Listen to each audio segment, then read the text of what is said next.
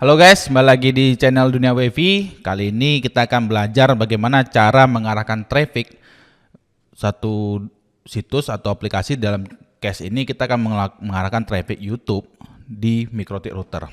Jadi kita itu ada dua modem biasanya, dan salah satu modem ini kita gunakan untuk traffic yang mengarah ke YouTube. Jadi ketika user mengakses YouTube, membuka video di YouTube, maka akan diarahkan ke modem ini. Nah, modem yang lain ini digunakan untuk yang lain gitu. Jadi fungsinya adalah untuk mengurangi delay time atau response time di satu modem.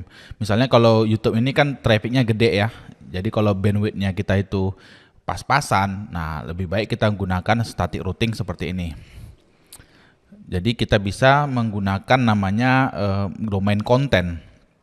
Saya akan buka langsung di MikroTik ya. Di MikroTik sini ada customer kami.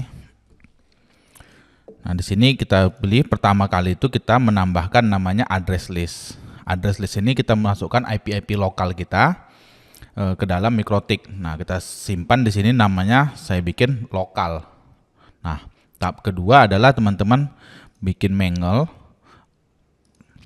Kita bikin raw di firewall raw ini. Di sini ada yang YouTube ya. Jadi cara kita untuk meroutingnya ini kita menggunakan namanya domain content. Nah, di sini kontennya kita masukin youtube.com misalnya. Ini saya tambahin di notepad aja ya. Nanti teman-teman bisa catat. Atau nanti kunjungi aja blog duniawifi.com, ada artikel mengenai mengarahkan traffic YouTube di MikroTik.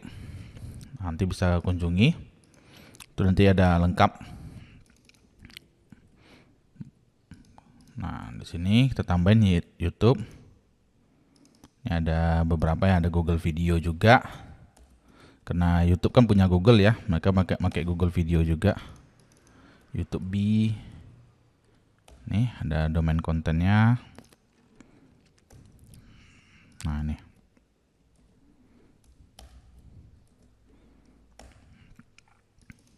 Nah, yang penting itu di sini. Jadi kita harus punya list domain konten untuk YouTube gitu. Nah, ini listnya ada 1, 2, 3, 4, 5, 6. Lalu kita bikin file row di sini dengan chain pre-routing, advance-nya lokal, destination address-nya not lokal. Baru kontennya kita masukin konten apa. Lalu di bagian action ini kita masukin sini address list-nya YouTube. Nah, nanti otomatis akan masuk ke dalam address list yang namanya YouTube. Di sini ada YouTube. Nah, ini adalah IP YouTube ya. IP YouTube. Jadi kita tangkap IP-nya, lalu kita lakukan routing di mangle-nya. Nah, setelah IP-nya ditangkap kan, IP-nya udah ditangkap nih di firewall row tadi kan kita udah tangkap dimasuk ke YouTube. Di sini, lalu kita bisa masuk ke sini ke mangle. Kita tinggal tambahin di sini. Kita buat dua rule, satu namanya mark connection. Yang kedua adalah mark routing. Nah, mark connectionnya kita bikin generalnya pre-routing.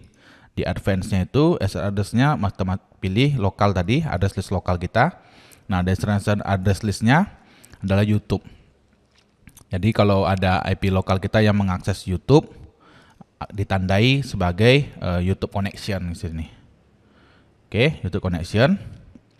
Lalu di sini di mark routing-nya kita tinggal pakai connection yang udah kita tandai tadi, yaitu namanya YouTube kan. Di sini di connection mark-nya kita masukin YouTube, di advance kita masukin SSH address list.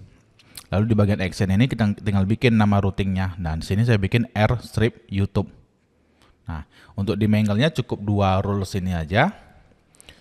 Di sini ya, kalau nanti scriptnya itu udah teman implementasikan, di sini ada bytes dan packets-nya, ini harus ada isinya. Di sini kan ada 9,2 GB ya. Jadi memang terbukti YouTube itu menggunakan bandwidth yang besar di sini. Salah satu yang terbesar kan. Sini juga usernya suka akses Facebook nih. Mungkin Facebook video ya. Nah, setelah kita bikin mangle, kita tambahkan lagi namanya root-nya. Jadi tinggal pilih IP, lalu root. Nah, di IP root ini kita tinggal masukin satu routing lagi. Misalnya kita mau ngarahkannya ke modem mana gitu. Jadi kita masukin IP modemnya di sini. Misalnya kita mau ke modem 192.168.3.1 gitu. Berarti kita mengarahkan ke modem yang IP-nya 3.1.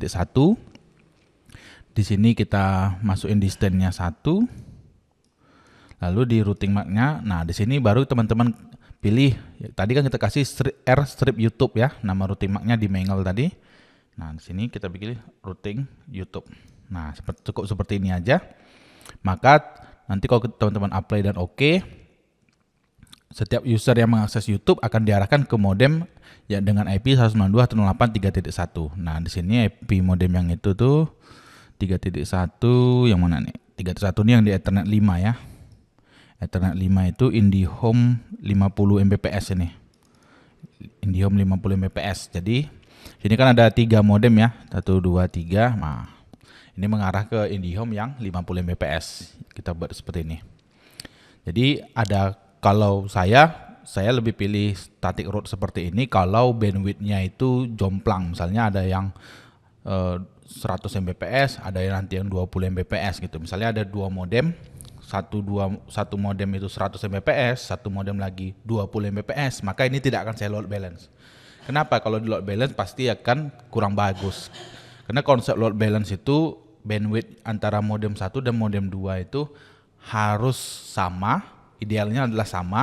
Kalau tidak, kalau berbeda pun tidak boleh beda jauh. Misalnya antara 30 ke 20. Nah, itu 10 Mbps saja itu sebenarnya udah jauh, tapi masih oke lah gitu. Tapi kalau 100 dengan 20 Mbps itu sangat tidak disarankan untuk di load balance. Maka saya melakukan setting di sini menggunakan itu namanya static route seperti ini. Jadi saya masukin domain konten, misalnya konten sosmed, konten marketplace, konten YouTube, baru saya arahkan ke modem-modemnya gitu. Modem 1, modem 2, modem 3 gitu. Nah, karena di sini modemnya ini ada yang 100 Mbps, ada yang 20 Mbps, ada yang 50 Mbps. Jadi berbeda-beda gitu. Oke, demikian video tutorial kali ini. Nanti juga akan ada saya post di sini, publish ya di duniawifi.com di blognya. Nanti akan banyak tutorial-tutorial mikrotik, Ruiji Cloud, OpenWRT di blog ini. Jadi teman-teman rajin aja kunjungi. Dan kami juga lagi develop mikrotikscript.com namanya. Jadi ada satu website yang kami develop yang isinya adalah script mikrotik yang ready to use, artinya siap untuk teman-teman gunakan, tinggal copy paste langsung berjalan gitu. Sehingga di kehidupan nyata ketika kita dapat project itu lebih cepat kita selesaikan gitu daripada kita harus setting dari awal lagi. Tentu mikrotikscript.com ini disarankan digunakan oleh yang udah biasa menggunakan mikrotik ya. Untuk pemula atau anak-anak SMK yang masih belajar tahapnya, maka disarankan untuk memahami settingan konfigurasinya. Oke, demikian tutorial kali ini. Semoga bermanfaat. Sampai ketemu lagi di tutorial mikrotik lainnya. Terima kasih.